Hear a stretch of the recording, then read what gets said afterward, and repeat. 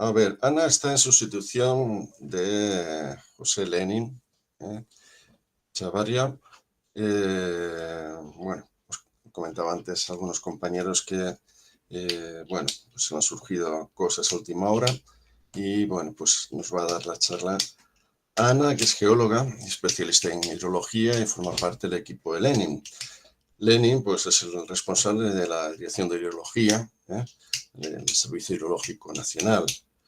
Lenin tiene un posgrado en hidrología y maestría en gestión integral de riesgo de desastre. Lleva ya muchos años trabajando en estas cuestiones, en hidrología y en gestión de recursos hídricos.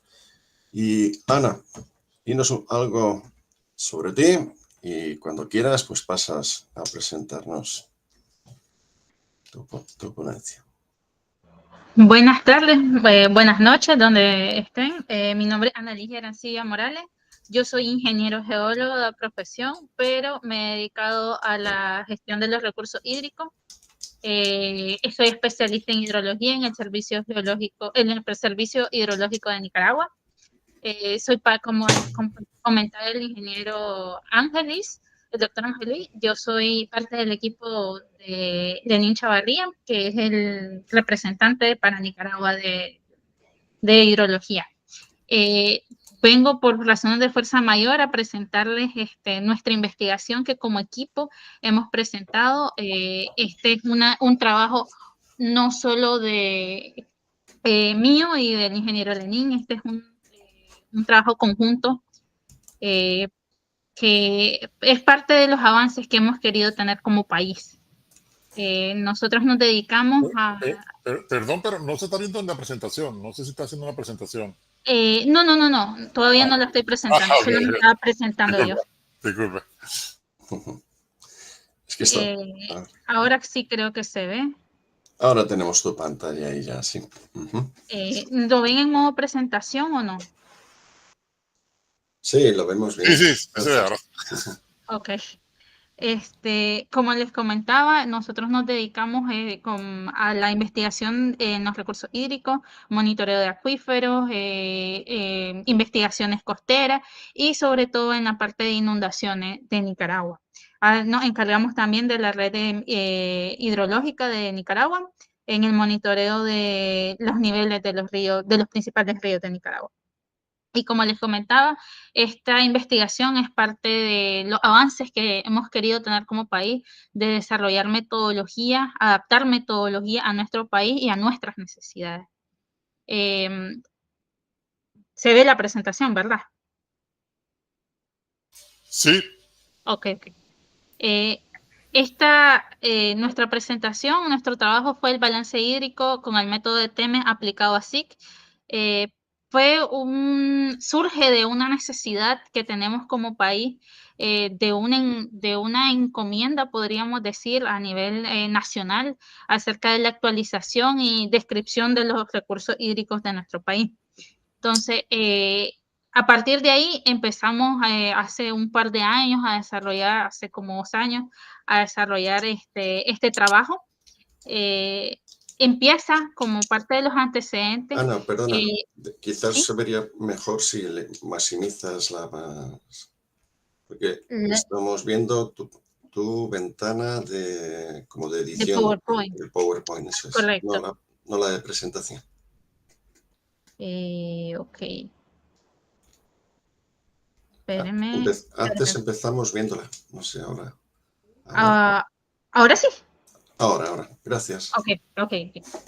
Entonces, esta investigación tiene su antecedente en el Plan Nacional de los Recursos Hídricos, que fue una colaboración, de hecho, con el doctor Ángel Luis, que viene a Nicaragua, y en colaboración con el Banco Mundial, creo yo, para aplicar esta metodología en Nicaragua. En su momento se desarrolló un código de GRAS en el que se consideraba el método de TEMES, le llamamos simplificado, en el que solo se consideraba la precipitación, la evapotranspiración, la infiltración y la escorrentía total como productos de la investigación de ese momento. Como sabemos, el modelo de TEMES es un modelo físico que pretende representar los procesos reales mediante ecuaciones físicas y inicialmente se consideraba integrado, consideraba la cuenca como un todo. En este caso nosotros, como esta es una representación un poco conceptual de la precipitación, se le considera al suelo como un almacenamiento, sale la evapotranspiración y se almacena una parte también en el subsuelo. Las ecuaciones que se utilizan, que todo el mundo las conoce, creo yo, todos las manejamos bien. Nosotros queríamos considerar pues que no era tan viable para nosotros hacerlo en un modelo integrado, considerando que nosotros tenemos distintas condiciones, tanto climáticas como hidrológicas en el país. Entonces, buscando satisfacer esa necesidad, nos encontramos con como una referencia a este estudio, que es una implementación del modelo hidrológico de TEMES para la evaluación de los recursos hídricos con GRASS-GIS. El GRASS es una herramienta que gestiona, analiza, permite gestionar, analizar y procesar imágenes satelitales, produciendo mapas y modelar datos geoespaciales.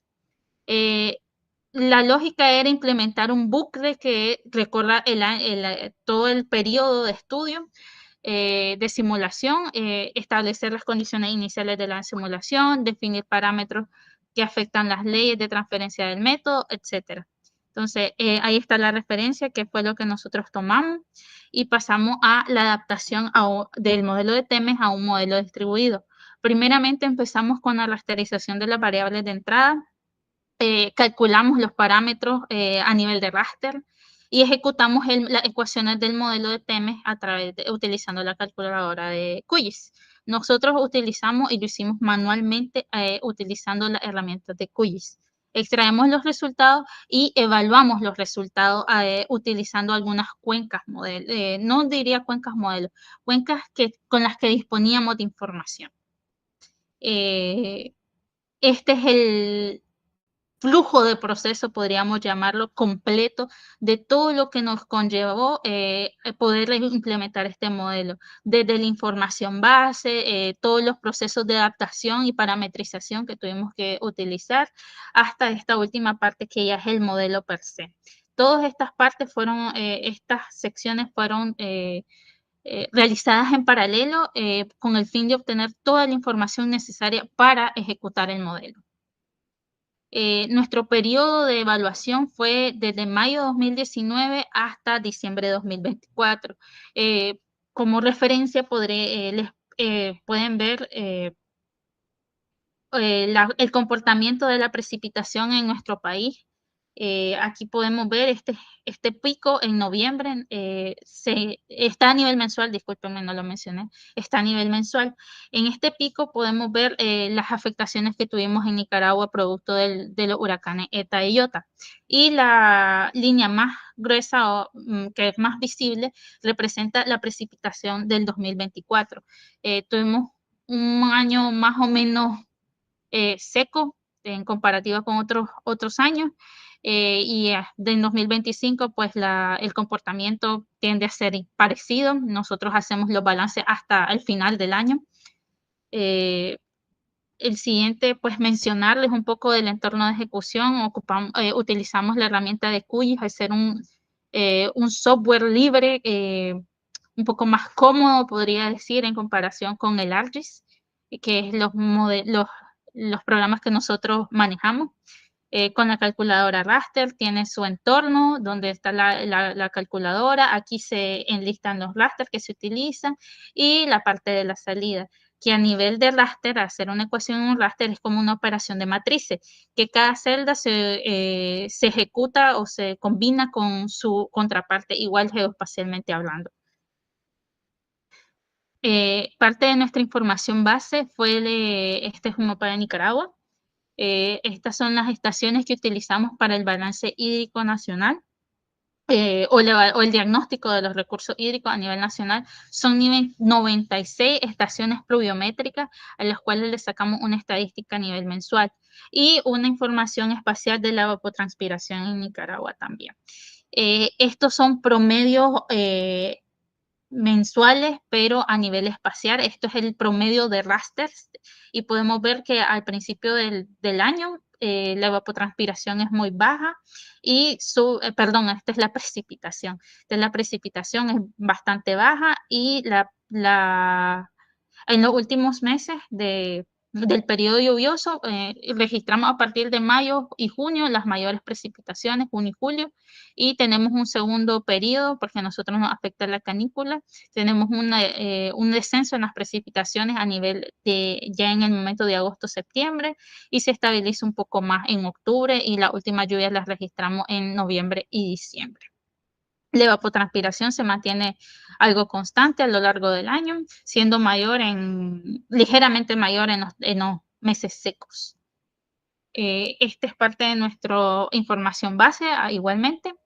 La precipitación a nivel media mensual, podemos ver de que nuestros meses más secos son febrero y marzo en el año pasado, donde tuvimos menos de 50 milímetros en todo el país. Y el mes más lluvioso fueron junio y julio, registrándose en junio una mayor precipitación al lado de occidente y esto es en julio en la parte del Mar Caribe, nuestra costa atlántica, donde se registran las mayores precipitaciones.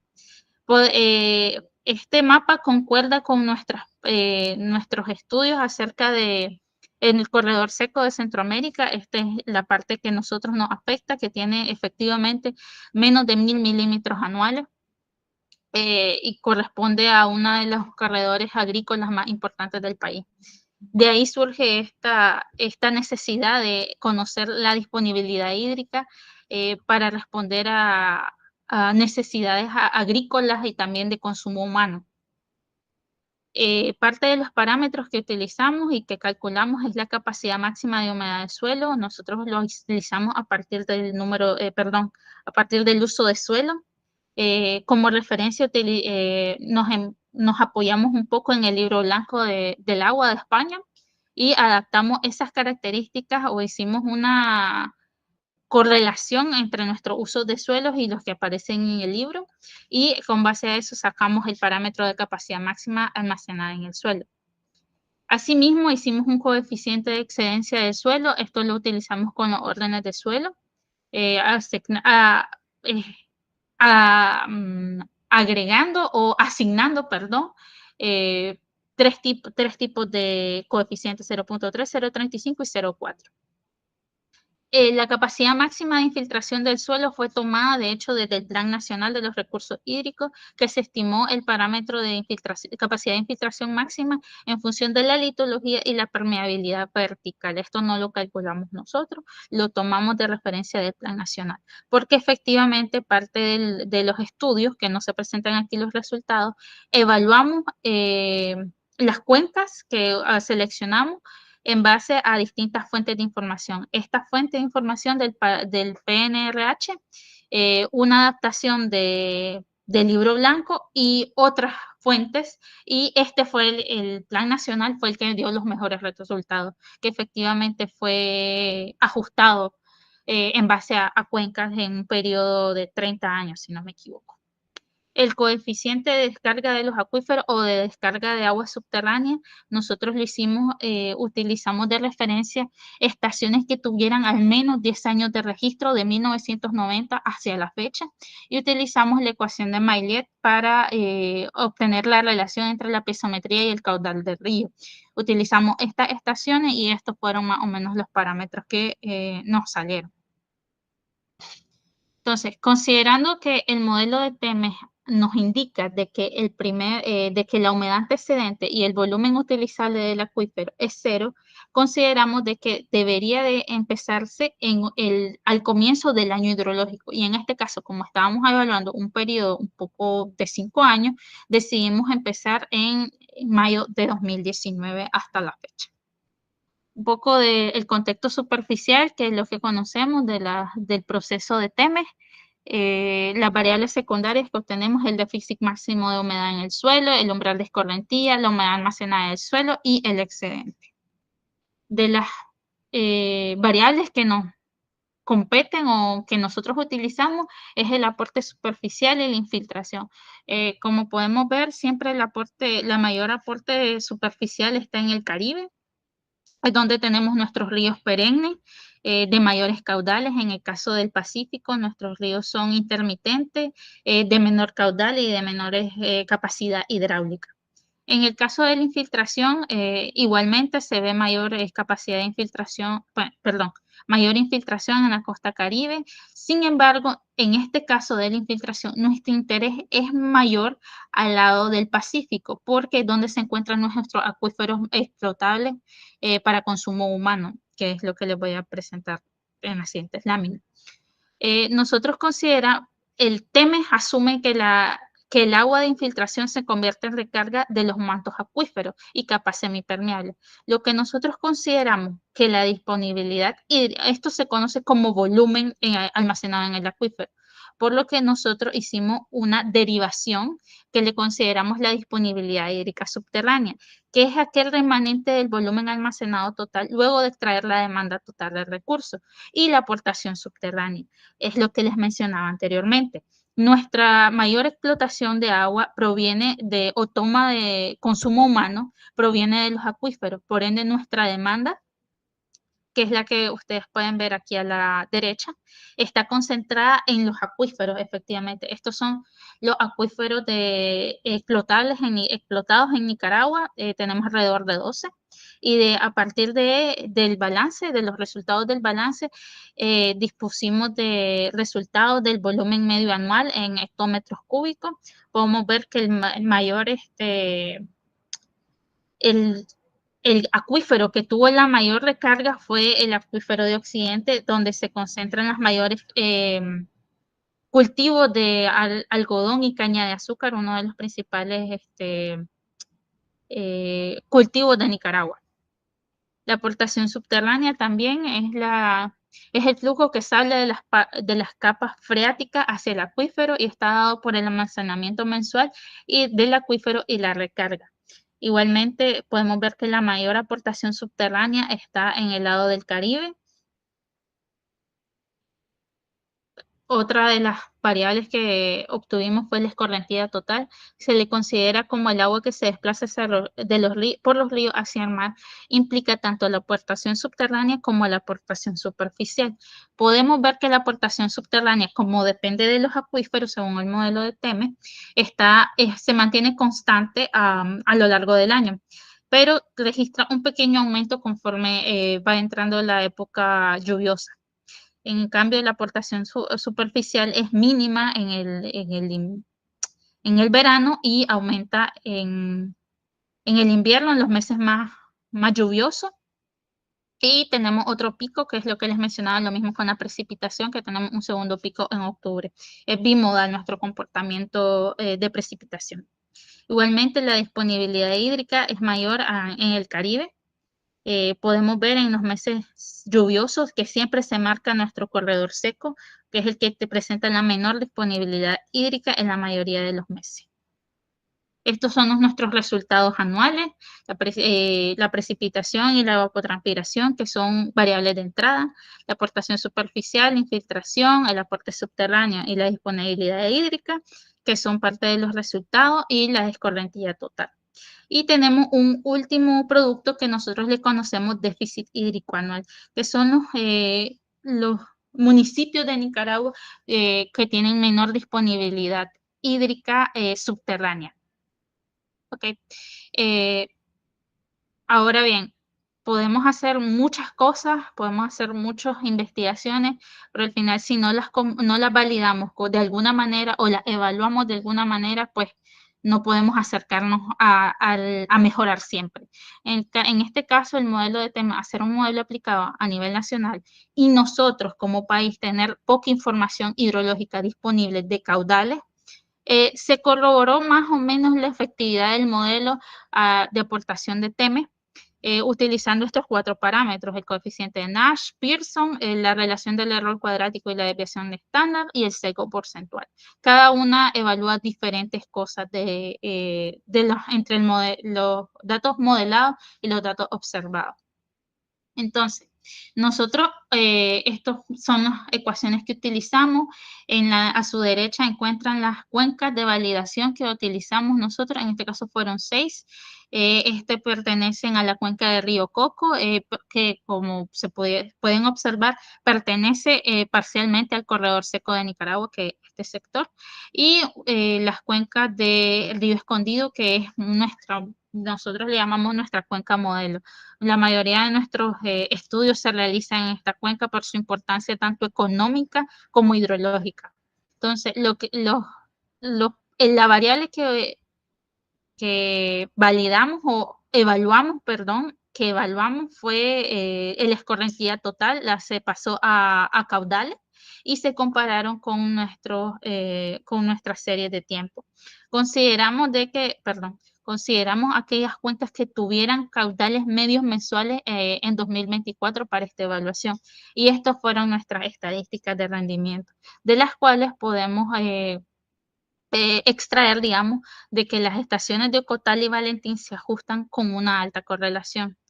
El modelo tiende a subestimar la aportación total superficial y en el caso de las estaciones de Guaná y San Jerónimo no presentan correlación, pero nosotros entendemos que esto podría también deberse a una inconsistencia en los datos observados.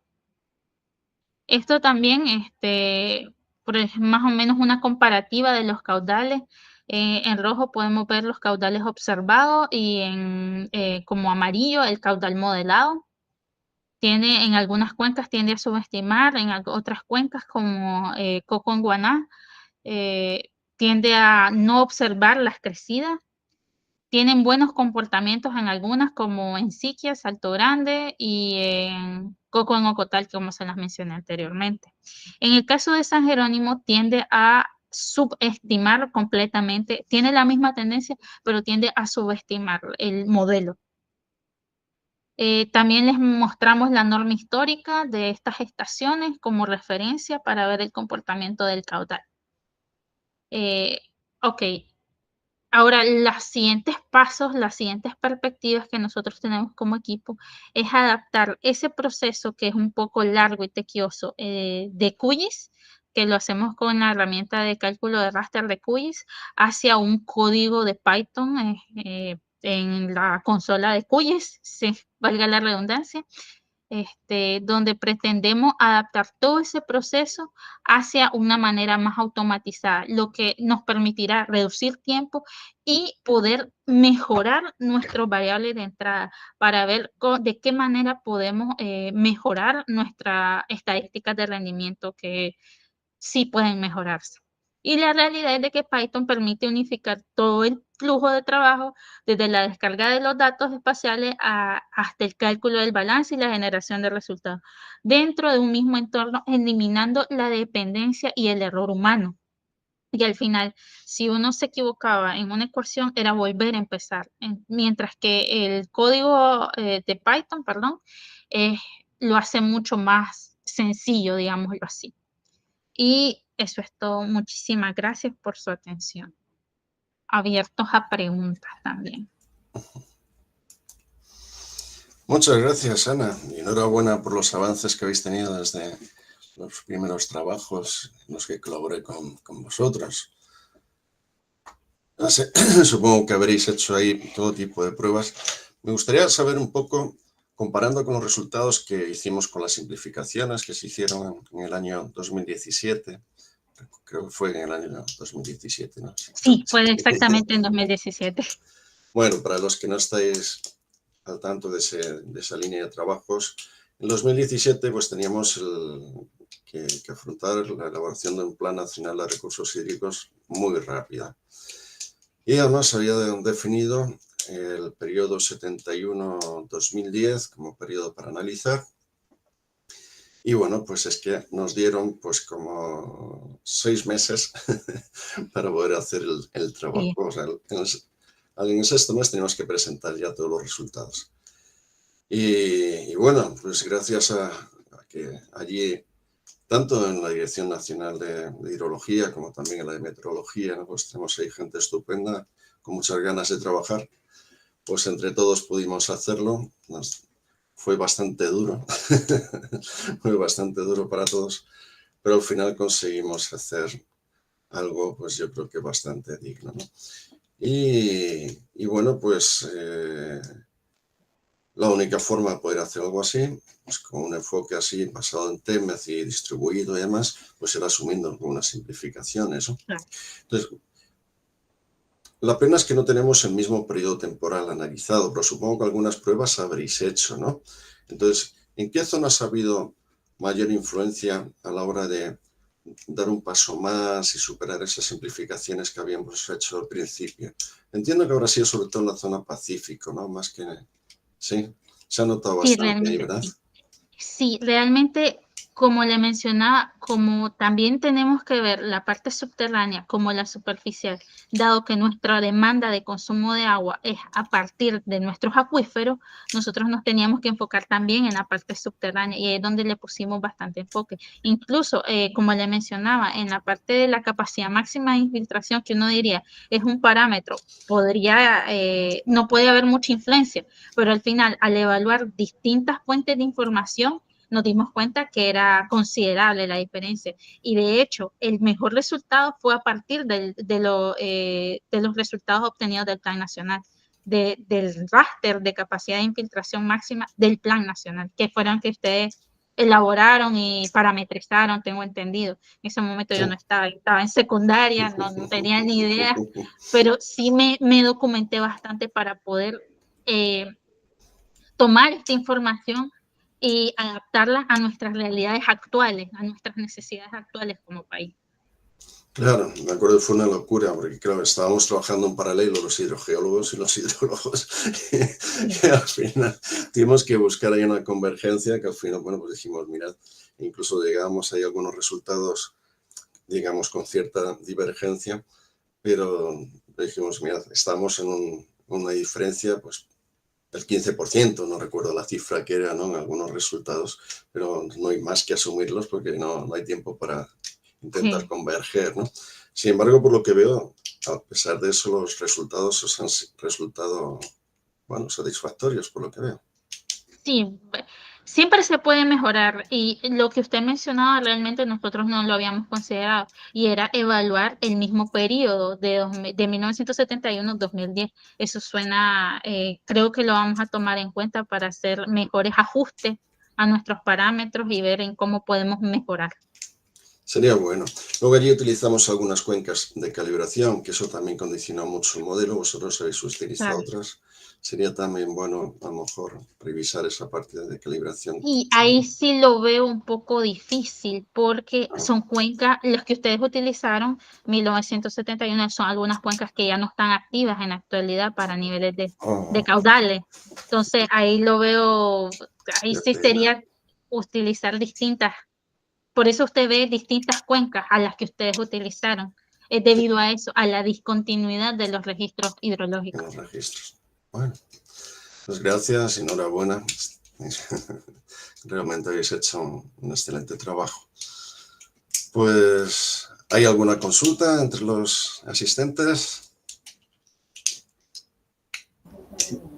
Una inquietud, Ángel Luis, es el mes de agosto, en tus análisis se encuentra un descenso en el tema del comportamiento de la precipitación. ¿Cuál es la característica del mes de agosto por el cual se genera esa depresión en el comportamiento y permite observar dos ojivas en su hidrograma? ¿Le contesta usted o le Sí, contesto por yo? favor, tú, Ana. Ok, bueno, en Nicaragua y creo que en Centroamérica se presenta un fenómeno llamado lo conocemos nosotros como veranillo o canícula. En este caso está dado por una disminución en las precipitaciones entre mediados de agosto y mediados de septiembre. Por eso ve ese comportamiento bimodal. En el caso de Nicaragua, particularmente nosotros hemos observado los primeros meses del invierno, las precipitaciones se concentran en la parte del Caribe. De hecho, registramos casi todos los años crecidas considerables en ese sector. En cambio, en la segunda parte, las precipitaciones están más concentradas en la parte del Pacífico y centro del país. está dado por esa particularidad que tenemos en Centroamérica. Se llama canícula. Gracias. Hay otra cuestión que lo apuntó también Ana durante la presentación y bueno, pues Nicaragua es un país bastante complejo también desde el punto de vista hidrológico, muy, muy complejo. Tenemos además dos zonas claramente distintas. Me acuerdo que en el Plan Nacional hicimos unas divisiones en cuencas, ¿verdad? Que cada una, la verdad, que era un mundo. Y creo que habéis seguido trabajando con la misma subdivisión, ¿no?